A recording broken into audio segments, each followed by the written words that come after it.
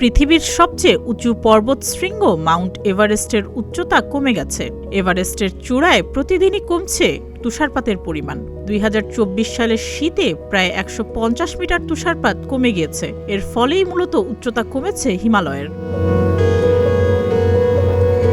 2023 সাল থেকে 2025 সাল পর্যন্ত মহাকাশচারী সংস্থা নাসার স্যাটেলাইট এভারেস্টকে নিয়ে গুরুত্বপূর্ণ তথ্য সংগ্রহ করেছে।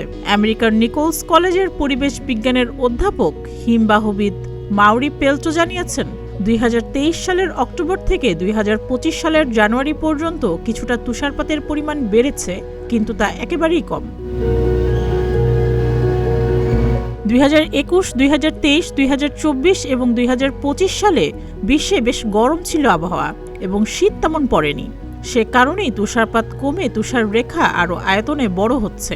প্রতি বছর শীতের শুরুতে এভারেস্ট ছোট বড় তুষারপাতের সাক্ষী হলেও তুষারের চাদর বেশি দিন স্থায়ী হয় না। এ কারণেই পরিষ্কার মাউন্ট এভারেস্ট থেকে 6000 মিটারের উপরে হিমবাহগুলো গলতে শুরু করেছে।